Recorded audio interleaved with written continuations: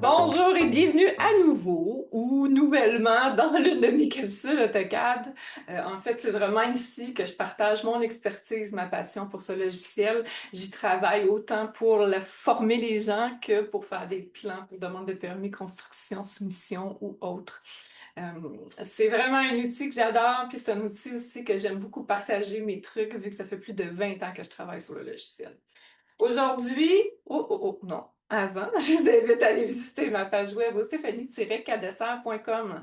Si vous ajoutez une formation avec un S juste en avant, vous allez avoir accès à ma boutique, mais sinon, vous pouvez avoir accès également directement sur le site pour aller voir soit mes outils gratuits, soit mes formations qui sont déjà en ligne. Aujourd'hui, de quoi on va parler? On va vraiment parler du menu contextuel. C'est quand même directement lié à une de mes capsules que j'avais déjà fait qui se nomme AutoCAD, barre commande et saisie dynamique. J'ai regardé dans l'autre écran pour être sûre d'avoir le bon terme, mais c'est vraiment lié. Fait que, tu sais, je vais refaire un peu le tour de tout ça, mais je veux juste préciser que oui, il y a la saisie dynamique, oui, il y a la barre des commandes, mais il y a aussi le menu contextuel auquel je n'avais encore jamais parlé. Donc, je vais partager mon écran immédiatement. Donc, on se retrouve sur l'interface auquel j'ai justement travaillé pour la formation AutoCAD, pardon, AutoCAD Express commande clé.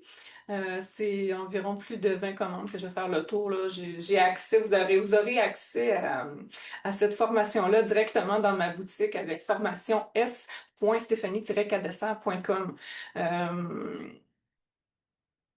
C'est vraiment une formation qui est fantastique, surtout si vous travaillez dans le monde de l'architecture. Ça peut toucher également si vous êtes en génie ou autre, là. Il y a plein de belles astuces qui peuvent être intéressantes. Puis au coût de 49 ça vaut pas la peine de passer à côté. Moi, je veux juste attirer votre attention. J'ai parlé beaucoup du dynamic input et tout ça ici. Quand on veut activer le menu contextuel, c'est lorsqu'on a la souris entre les mains. C'est vraiment le bouton de droite qui est sous votre index. Vous faites le bouton droit et vous allez avoir des options supplémentaires qui vont venir s'afficher, qui sont directement liées à votre curseur. Peu importe où ce que vous allez cliquer, ça va toujours être lié directement sous le curseur. Les commandes, lorsque vous êtes avec ou sans action, ça ne changera pas grand-chose si vous êtes avec ou sans saisie dynamique. Par contre, lorsque vous êtes dans une commande, donc si je sélectionne une ligne, que je fais bouton de droite sur la ligne, si là, comme vous pouvez voir, j'ai sélectionné un point, il va m'afficher des informations différentes. Si je suis à côté, je fais, il va encore une fois m'afficher des informations. Soit il en enlève, soit il en rajoute. Souvent, ils sont essentiellement tous les mêmes.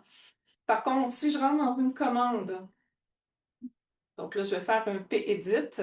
Bon, là, on voit tout de suite qu'il va venir m'afficher certaines questions directement. C'est lié. J'en parle beaucoup dans la capsule que je vous ai parlé en début de cette capsule. Je vais d'ailleurs mettre le lien là, dans les commentaires de cette capsule-là, là, si vous voulez vraiment faire un peu la suivi de tout ça. Mais si je fais le bouton droite, lui, il va rentrer directement dans les options de la commande.